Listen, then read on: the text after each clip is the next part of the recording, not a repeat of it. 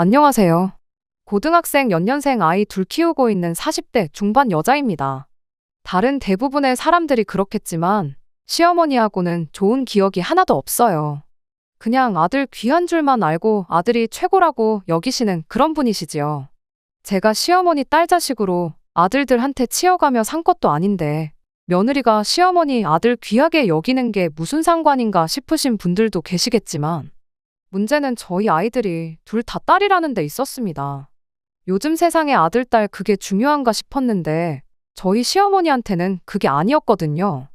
심지어 남편 아래로 도련님이 한 명 있는데 도련님네는 외동이긴 하지만 아들이 하나 있는데 그게 저희한테는 더더욱 문제였어요. 그 때문에 본의 아니게 잘못한 거 하나 없이 딸 낳은 죄인으로 살아야 했지요. 애를 저 혼자 낳는 것도 아닌데 무조건 이게 제가 잘못했다고 하고 있으니 그게 더 어이가 없었습니다. 그래도 워낙 아들 귀하다 하는 분이시다 보니 남편한테만큼은 잘해주셨어요. 손녀딸들보다 아들이 더 먼저였던 게 문제였지만요. 아무리 그래도 손녀딸들 애교 부리는 거 보면 이쁠 법도 한데 주머니에 사탕이라도 하나 있으면 손녀딸들이 아니라 늘 남편을 먼저 챙겨주는 시기였죠. 비단 간식뿐만이 아니라 시부모님과 저희 가족들 이렇게만 모여서 뭐 먹을 때도 그랬습니다. 마지막 남은 고기 한 점은 항상 장남인 남편 몫이었죠. 그나마 도련님네 없이 만나면 그래도 괜찮았는데 도련님네 있으면 시어머니가 챙기는 순위가 또 달라졌어요. 시조카가 제일 우선으로 보였고 그 다음이 아들 손주 낳아온 도련님. 그리고 그 다음이 저희 남편이었습니다. 굳이 따지는 것도 우습지만 저희 남편 다음으로는 저희 동서를 더 챙기셨죠. 그 다음이 아마 저희 딸들이었을 테고 마지막이 딸 낳은 며느리인 저였어요.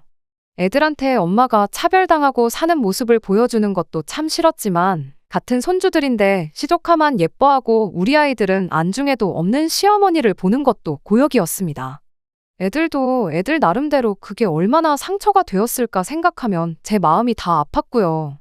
그래서 이왕이면 꼭 시댁 식구들을 만나는 자리를 가져야 한다면 도련님네 없이 저희들끼리만 보고 싶었는데 남편은 그놈의 장남 노릇은 꼭 해야겠다고 가족 간의 화합이 제일 중요하다며 늘 자리에 도련님네를 부르는 시기였어요. 애들이 사춘기 지나고부터는 할머니랑 같이 있기 싫다고 가족 모임이 있으면 어떻게든 뺄 생각밖에 안 했는데 그럴 때면 남편이 그런 게 어디 있냐며 애들을 강제로 모임에 데려가고는 했죠. 말만 그렇게 하지 사실은 할머니가 니들을 얼마나 이뻐하시는 줄 아느냐 하는데 애들이 얼마나 와닿는 게 없으면 그렇게 행동을 했겠나요. 그나마 나중엔 공부 때문에 학원을 보내놓기 시작하니 학원 때문에라도 억지로 시댁에 끌고 가는 일은 사라졌네요. 3년 전부터 아버님 건강 상태가 안 좋아지기 시작했어요. 작년부터는 병원 신세를 지셨죠. 그럴 때마다 시어머니는 공공연히 말했어요. 아버님 돌아가시고 돈 나오면 그 돈으로 우리 손자 공부도 시켜주고 유학도 보내줘야겠다고요. 이제는 저도 시어머니가 우리 애들한테는 관심도 없다는 사실이 너무 익숙했다 보니 기분 상할 일도 아니었습니다. 솔직히 기대도 안 했고요. 애들이나마 할머니가 그런 소리 할 때 같은 자리에 없었던 게 천만 다행이지 싶었을 뿐이었죠. 애들도 할머니가 시조카를 자기들보다 훨씬 더 아끼는 거 이미 잘 알지만 유학이 애들 앞에서 사탕 하나 더 주는 정도가 아니니까 말이에요. 이미 대놓고 시조카 유학 보내주겠다 선언을 하셨으니 그냥 그러시려나 보다 하고 덤덤하게 받아들이고 있었는데 그렇게 2달 전 아버님이 결국 돌아가시게 되었고 그로 인해 저희 집에 풍파가 일어나게 되었습니다. 남편이 시어머니를 집에 모셔오겠다고 대놓고 선언을 해버렸거든요. 그게 무슨 소리냐 했더니 시어머니 뜻이 그러하시답니다. 아버님 돌아가시고 혼자 지내기 적적하니 자식들 집에 들어와 사시겠다고요. 100번 양보해서 저도 노년기 우울증이 얼마나 위험한지 어디서 들어가지고 알고 있었다 보니 어머님이 아버님 돌아가신 허전함에 많이 외로우실 수도 있겠다 그렇게 생각은 들었어요. 하지만 이건 경우가 아니다 싶었죠. 아무리 남편이 장남이라고 하지만 장남이라고 해서 딱히 도련님하고 비교했을 때 뭐라도 더 하나 해주신 적 없으셨고 그 후로 도련님이 결혼해서 시조카 태어나고부터는 그나마도 2 아들 차별 없이 비슷하게 해주시던 게 사라지고 거의 모든 걸 도련님네에 올인하셨거든요. 어디 그뿐인가요? 바로 얼마 전까지도 아버님 돌아가시고 나서 나오는 돈으로 시조카 유학이니 어쩌니 하면서 그 돈까지도 전부 도련님네 쪽에 퍼줄 계획을 가지고 계신데, 자식들 집에 합가하시는 건 오케이지만 한다면 저희 집이 아니라 당연히 도련님네 집으로 들어가야 하는 거 아니겠어요? 이런 것까지 따지자니 좀 그렇지만 저희 집은 애도 둘이라 빈방도 없는데 도련님네는 외동이라 빈방도 하나 있고, 진짜로 시어머니가 유학까지 보내주시게 된다면 그땐 추가적으로 방이 하나 더 생기는 거잖아요. 남편도 시어머니가 도련님네 더 챙기는 거 알고 있으면 딱 부러지게 그렇게 말을 했어야지. 그놈의 장남자리가 밥 먹여주는 것도 아니고 장남 노릇을 해야겠다고 꼭 시어머니를 저희 집에 모셔오겠다니 정말 어이가 없었습니다. 애들도 대번에 싫다고 정색을 했어요. 할머니랑 하루 시간 보내는 것도 싫은데 한 집에 같이 살아야 한다니 더 싫다는 식으로요. 그랬더니 남편이 애들한테는 이러는 겁니다. 이참에 할머니랑 같이 살면서 친해지면 되는 거 아니냐고요. 애들이 불편한 기색을 숨기지 않으니 남편이 거기다 대고 할머니가 니네 사촌동생 유학 보내주기로 한 건 알고 있냐. 니들도 할머니랑 한 집에 살면서 이쁨 받고 그러면 유학도 보내주고 그러실 거다 하고 한마디 하는 거 아니겠어요? 애들이 그 말 듣고 대번에 정말 너무한다고 하고 방문 닫고 들어갔어요. 남편은 그걸 보더니 저한테 애들을 어떻게 가르쳤길래 저러냐고. 네가 평소에 시어머니 알기를 우습게 아니까 애들이 따라서 저러는 거 아니냐는 거예요. 제가 애들하고 할머니 사이를 이간질이라도 했다는 거냐 따지니 잘해서 이쁨 받으면 유학까지 보내준다는 말에 반응이 어떻게 저럴 수가 있냐고 속도 없는 소리를 하더라고요. 그나마 시어머니가 애들 앞에서만큼은 유학 이야기 안 꺼낸 게 참 다행이라고 생각했는데, 당신은 애아빠라는 인간이 그 정도 생각도 못하냐. 애들 입장에서 얼마나 박탈감 느끼는 일이겠냐. 그리고 어머님네가 무슨 재벌집도 아니고 잘 보이기만 한다고 해서 우리 애들까지 둘 다 유학 보내줄 여력이 있기는 하냐고. 아마 애들도 그건 알고 있을 거다 하고 얼토당토하는 소리 좀 하지 말라고 했어요. 그런데 그렇게 말하다 보니 자연스럽게 머릿속에서 이게 무슨 상황인지 대충 정리가 되기 시작하는 거예요. 사실 복잡하게 생각할 것도 없이 쉬운 문제였으니까요. 저희 시어머니 연립주택에 방 2칸짜리 집 얻어서 전세로 살고 계시거든요. 아버님이 숨겨놓은 재산이 있는 것도 아닐 테고 보아하니 아버님 돌아가시고 받는 보험금을 당신 노후자금으로 쓰는 게 아니고 그 돈으로 시조카 유학을 보내주겠다는 게 아닐까 싶고, 그렇게 되면 당연히 노후자금 쓸 돈이 없으니 전세금 빼가지고 그 돈으로 장남 집에 들어와 살려는 계획이구나 하는 생각이 들었어요. 퍼즐이 하나로 맞춰지듯 모든 게 딱딱 들어맞는 상황이었죠. 그 와중에 왜 도련님 집을 두고 굳이 우리 집으로 오시겠다 하는지는 모르겠지만 이게 아니고선 난데없이 남편이 시어머니를 모시겠다고 하는 게 설명이 되지 않았습니다. 아무튼 저는 그렇겐 죽어도 못한다고 반대를 했어요. 할머니가 불편해서 싫다는 애들도 애들이지만 일단 제가 모시고 살기 싫었거든요. 뭐 좋은 추억이 있다고 모시기까지 하겠어요. 지난 20년 가까운 시간 동안 시어머니가 저를 딱히 좋아라 해준 적도 없었고, 말씀드렸다시피 대를 이어줄 아들 손주가 시동생네서 태어났을 때부턴 아주 사람을 있는 대로 죄인을 만들었는데, 아버님 돌아가신 거 생각하면 참 안 된 일이고 어머님도 마음이 허전하긴 하시겠다 싶지만, 모시는 건 별개의 일이고 또 모신다고 하면 아무리 생각해도 지난 15년 가까운 시간 동안 아들 손주 낳아왔다는 이유로 시부모님한테 뭐라도 하나씩 더 챙겨봤던 시동생네가 모시는 게 당연하다는 생각은 변함이 없었습니다. 그래서 남편한테 다시 정확하게 말했어요. 내가 모시고 살고 싶지가 않다고요. 꼭 어디 가셔야겠으면 동선에 가 있으시라 전해라 그렇게 남편한테 말했더니, 남편이 제 앞에 개거품을 물면서 너부터가 시어머니를 모시기 싫어하니 애들까지 덩달아 할머니를 미워하는 게 맞다면서 뭐가 힘든 일이냐고 저한테 고래고래 소리를 질러대기 시작했습니다. 어머니가 앞으로 살아봐야 얼마나 더 사시겠냐고, 여지껏 자식들을 위해 희생만 하셨으니 이젠 자식들이 효도해야 하는 게 맞는 거 아니냐면서요. 어머니가 어디 아프셔서 병수발을 들어야 하는 것도 아니지 않냐. 그냥 밥 차릴 때 밥 한 공기 더 뜨고 숟가락 젓가락 하나 더 올리면 되는 거고, 빨래도 3, 4일에 한 번씩 몰아서 하는데 온 가족 세탁물 한 대 모아다 세탁하는 건데 어려울 게 뭐가 있냐는 거예요. 막말로 제가 전업주부였다면 그 말에 듣는 흉내라도 내줬을 텐데 똑같이 맞벌이하는 입장에 집안일도 육아도 그동안 거의 저 혼자 다 했는데 집에 입 하나 더 생기는 거지. 크게 달라지는 건 없지 않냐는 식으로 말하는 남편을 보니 어이가 없어서 말도 똑바로 나오지 않았어요. 그렇게 쉬운 거면 도련님네가 모셔도 되는 거 아니냐고, 그동안 우리가 시어머니한테 뭐 하나 제대로 받은 것도 없고 대접받은 것도 없는데 왜 그렇게 모시지 못해 안달이 났느냐고 따졌습니다. 그런데 그제서야 남편이 눈물까지 보이면서 바로 그게 이유라며 자기가 그렇게 시어머니를 모시고 살고 싶어 하는 그 이유를 말해왔어요. 지난 과거 저희가 결혼하기 전에도 남편이 알게 모르게 시어머니한테서 도련님과 차별을 받아왔었답니다. 그 와중에 또 둘째가 외탁이라고 해서 둘째를 좀 더 편애를 하셨나 봐요.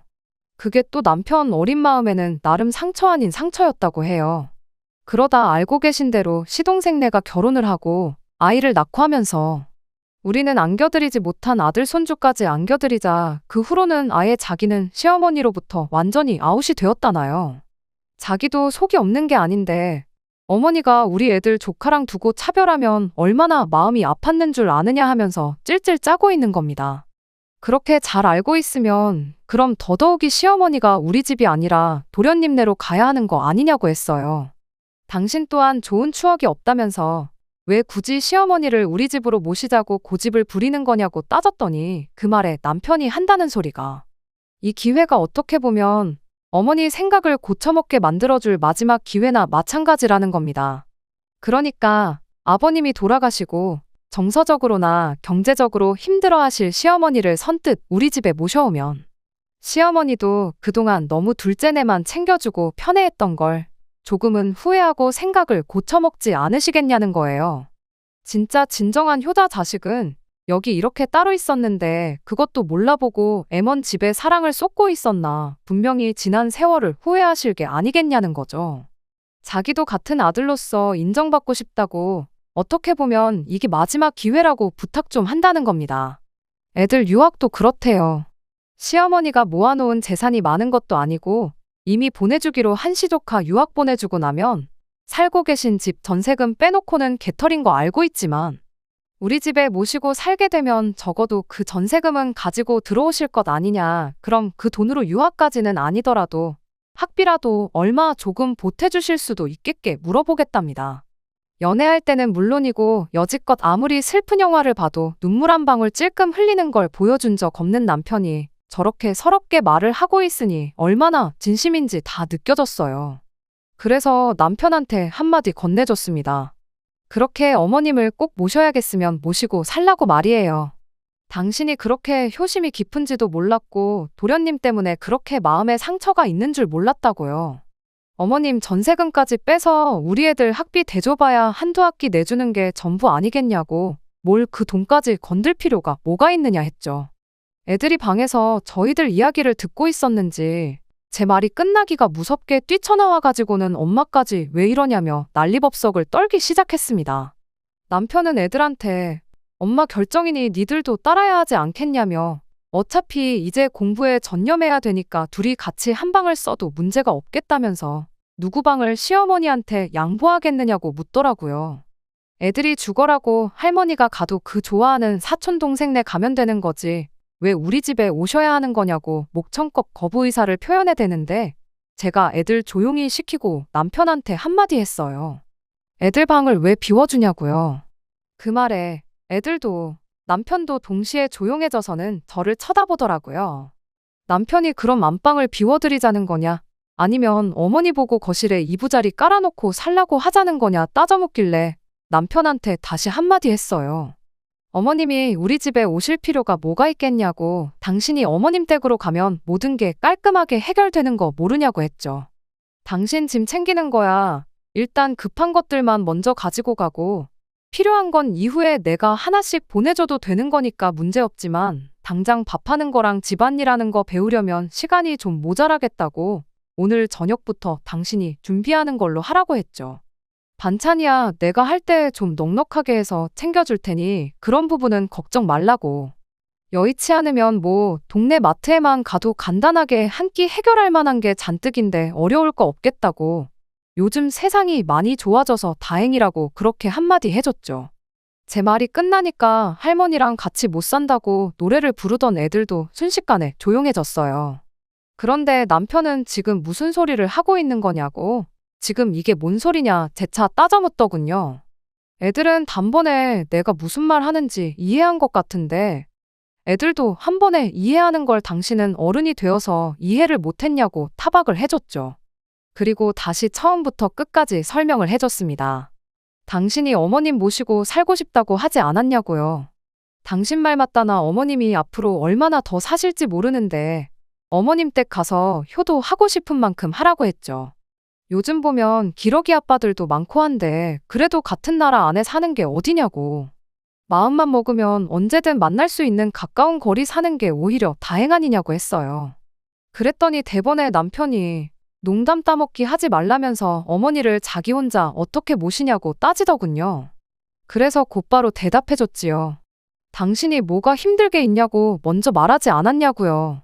밥 먹을 때 숟가락 젓가락 하나씩만 더 올리면 되고 어차피 세탁도 다 같이 하는 거 집안일 하는데 바뀌는 거 하나 없지 않냐고요.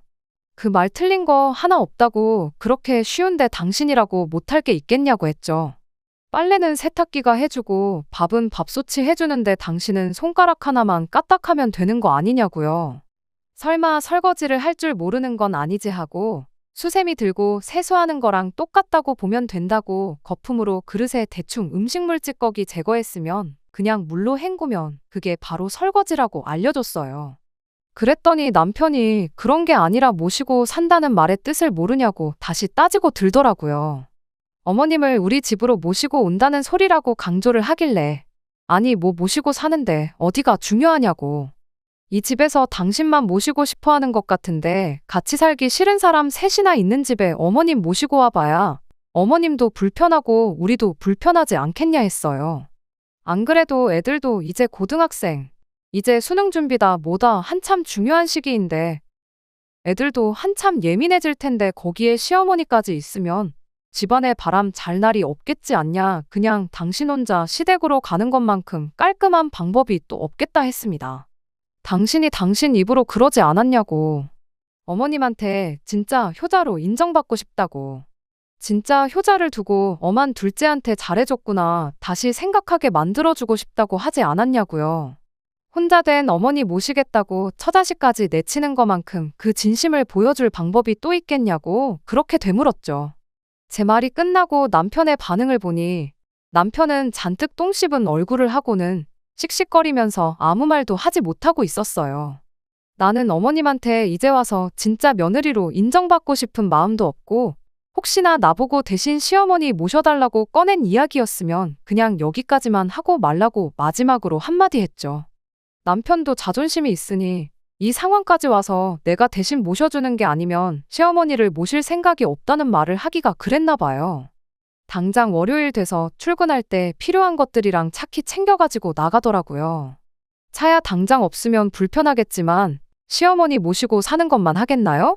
요즘 렌트카도 얼마나 잘 되어 있는데 급하면 그거 빌려다 타면 되고 맞벌이 중인데 제가 벌이가 없는 것도 아닌지라 여차하면 그냥 중고차라도 한 대 뽑으면 그만이다 싶었네요.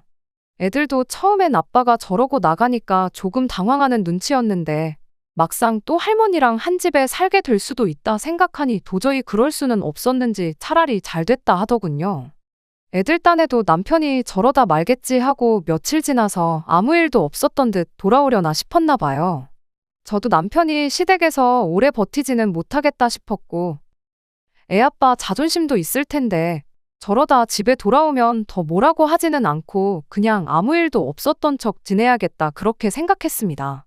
자기가 잘못 생각했다, 미안하다느니 시어머니 모시고 살자는 말은 두 번 다시 꺼내지 않겠다 그런 사과조차 받을 생각도 없었어요. 그런데 또 그런 저의 예상이 보기 좋게 빗나가고 말았습니다. 그렇게 짐 싸서 시댁으로 향한 지 정확히 3일 지나서 남편이 집에 돌아오기는 했어요. 그런데 혼자 돌아온 게 아니고 시어머니를 기어이 집에 모시고 왔더라고요. 시어머니가 곧 죽어도 나는 이 집에서 살아야겠다, 배째라 하고 들어놓으면 어쩌나 싶었는데 다행이라고 해야 하나. 우리 집에서 살겠다고 쳐들어온 게 아니라 이기적인 며느리 기강 한번 제대로 잡아주려고 오신 거였죠. 집에 들어오자마자 사람을 잡을 듯한 기세로 고래고래 소리를 지르더니 이내 여기 좀 앉아봐라 하고는 바로 이야기를 시작했어요. 이야기는 뭐 그동안 당신이 얼마나 힘들게 살았는지 하는 지리한 이야기들의 연속이었지요. 큰 소리를 낸 게 그냥 기선제압을 하려고 그랬던 거구나 싶을 만큼 평범한 이야기들 뿐이었어요. 결론만 간략히 말하자면 자식이 부모를 모시는 게 당연한 건데 이런 거 저런 거 계산하는 게 이해가 가지 않는다는 소리였습니다. 혼자 된 게 당신이 아니라 저희 친정어머니였다면 제가 과연 똑같이 행동을 했을 거냐, 남편이 저만 친정으로 보내면 그 기분이 어땠을지는 생각을 안 해본 거냐 그런 말을 하더라고요. 그래서 제가 대답했어요. 친정어머니가 같은 상황이었다고 해도 저는 집에 모셔오지 않았을 거라고요. 아니, 애초에 모신다고 해도 친정어머니셨으면 싫다고 거절하셨을 것 같다고 그렇게 대답을 했죠. 시어머니는 그건 순전히 네 혼자만의 생각이지 않냐며 제가 그냥 당신을 모시기 싫으니까 말을 지어내는 거라고 끝까지 고집을 부리시더군요. 그래서 만에 하나 친정어머니가 혼자 지내는 게 외롭고 힘드셔서 꼭 누군가 옆에 있어줘야 하는 상황이라면 그러면 저는 집에 모시자고 하지 않고 저 혼자라도 친정에 가서 지냈을 것이라 대답했습니다. 애들도 이제 인생에 있어서 정말 중요할 때인데 괜한 걸로 신경 쓰이는 일 만들어서 공부하는데 지장을 주고 싶지 않은 이유도 있다. 그렇게 한마디 했죠. 시어머니가 거기서 만약에 그러면 애들 대학 가고 나서 그 후에 합가를 하는 건 어떻겠냐고 역으로 제안을 해오셨다면 여전히 싫은 건 싫은 거지만 아마 다시 생각은 해보겠다 말하고 좋게 좋게 상황을 넘겼을 수도 있었을 거예요. 하지만 시어머니는 그런 제 말에 이런 식으로 대응을 하시더군요. 여자애들 대학 보내서 뭐에 써먹냐고 말이죠. 여자 인생 뒤움박 팔자라는 말도 못 들어봤냐고. 시집만 잘 보내면 됐지. 뭐하러 돈 아깝게 공부를 시키냐는 거예요. 기껏 비싼 돈 들여서 공부시켜봐야 아무 소용없다고 대학 졸업시키고 취직시켜서 몇 년이나 더 네 품에 있을 것 같냐는 겁니다.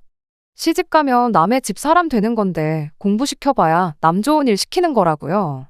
공부시킬 돈 있으면 그 돈으로 성형이나 시켜서 돈 많은 남자한테 시집이나 보내라고 그 편이 니들 노후에도 더 좋을 거다 하면서 이야기를 하는데 그 말을 들으니 어이가 없는 것도 없는 거지만 너무 화가 나서 참을 수가 없었습니다.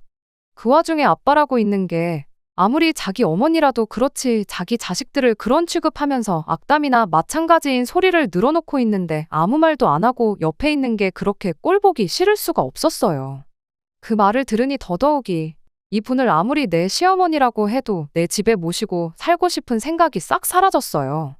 그간 우리 아이들 차별하고 그런 것부터 해서 제가 당해온 취급까지 지난날에 서운했던 것들이 한순간에 머릿속을 지나가는데 한마디 하지 않을 수가 없었죠. 열받은 만큼 제 말투도 굉장히 날카로워졌어요. 합가 강요가 이혼 사유인 건 혹시 알고 계시냐고. 어머니 모시고 살고 싶다는 효자 아들 품에 보내드렸는데 뭐가 문제라서 이렇게 집까지 찾아오셔서 봉양을 강요하시냐고요. 막말로 저한테 뭐 하나 잘해주신 적 없는데 그렇게 지난 세월 싸고 돌던 아들 손주 낳아온 동서애가 있는데 왜 합가는 우리 집에서 하려고 하시냐. 일 없으니까 그만 물어보시고 장남하고 같이 살기 싫으시면 남편도 도로 여기 보내시고 그냥 혼자서 지내시라고 강하게 한마디 해버렸습니다.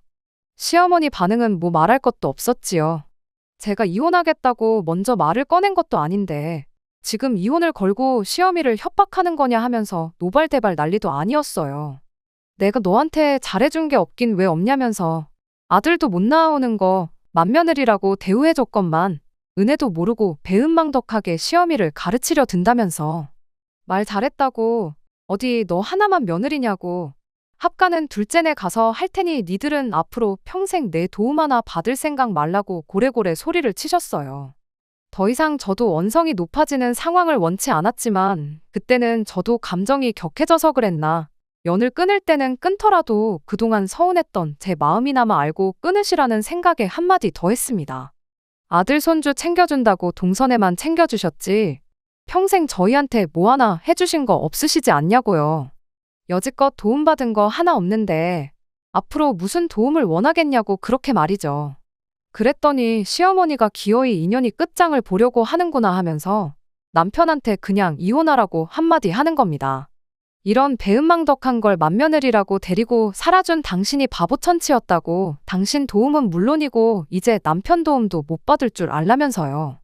어디 다 늙어서 딸 둘 있는 거 시집 보내고 남편도 없이 혼자서 한번 살아봐야 잠깐인데 시어머니 그냥 모시고 살 거라고 평생을 후회 속에 살아보라나요.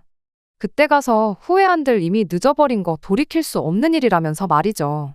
분위기가 격해져가는 가운데 남편이라고 하나 있는 건 노발대발하는 시어머니 앞에 제 편 들어주는 말 한마디 못하고 눈치만 살살 보면서 있는데 참 그 꼴이 말도 아니었어요.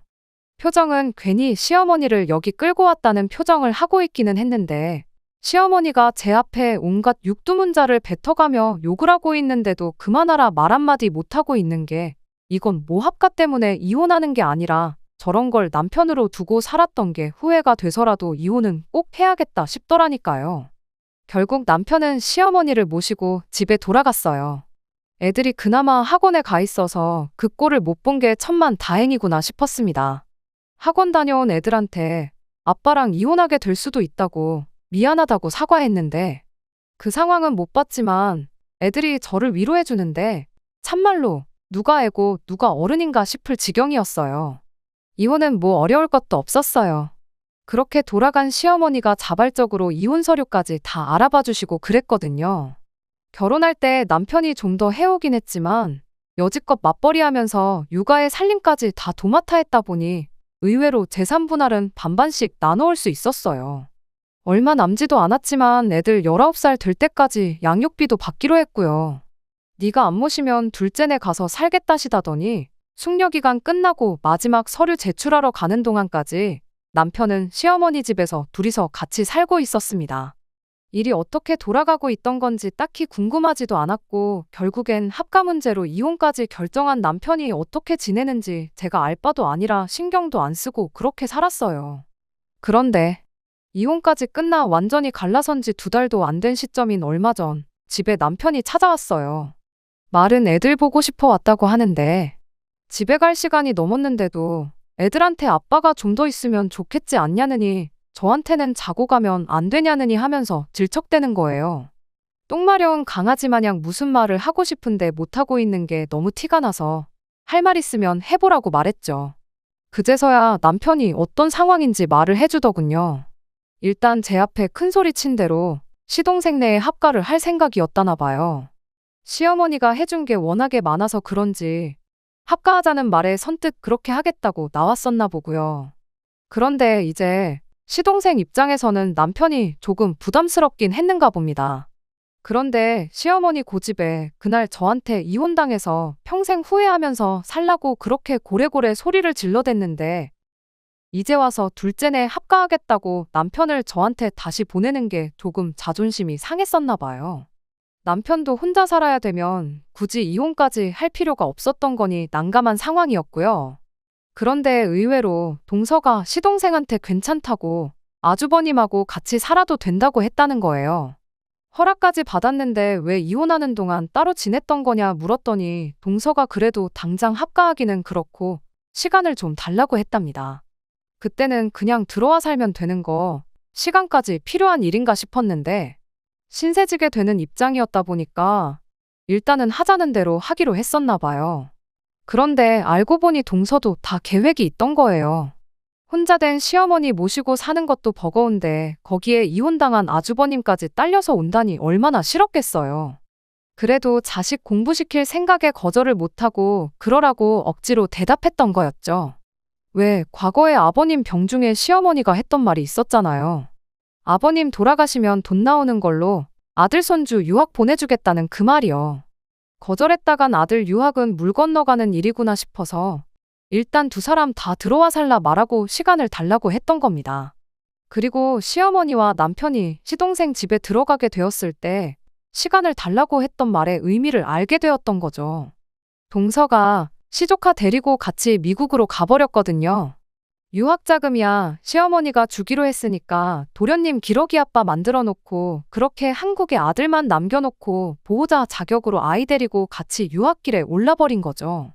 귀하디 귀한 아들 손주 미래를 위한 일인데 거기다 대고 동서한테 당장 집에 돌아오지 않으면 애 유학도 없던 일이다 말도 꺼낼 수 없었다 보니 속수무책으로 동서의 계획에 당해버리고 말았던 거예요.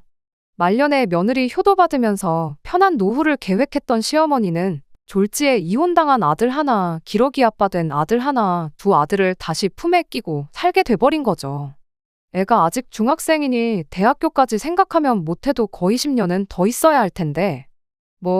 솔직히 그때 가서 동서가 한국 돌아와서 시어머니를 모시고 살지도 모르는 일이었죠. 거기까지도 까마득한데 미국에서 애 10년 공부시키는 돈이 또 보통 많이 드는 일인가요? 시어머니가 해주기로 하긴 했지만 솔직히 아버님 보험금 나온 거 가지고는 택도 없는 액수였죠. 전세금까지 뺀다고 한들 1년치 학비랑 생활비 하고 나면 남는 것도 없을 텐데요. 그런데 그 와중에 시어머니가 남편한테 그랬답니다.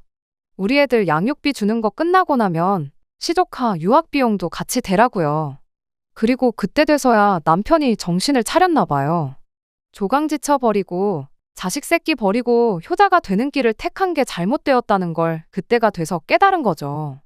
어머니 부양한다고 내 자식 버려두고 동생 자식 유학 비용을 내주게 생겼으니 무슨 생각에 이혼할 때까지 정신 못 차리고 그 길이 옳다고 생각하고 밀고 간 건지 자기도 이제 와서 후회가 된다는 겁니다. 이제 두 번 다시 시어머니 모시고 살자느니 하는 헛소리 안 하겠다고 다시 재결합하면 안 되겠냐고 울고불고 매달리는 거예요.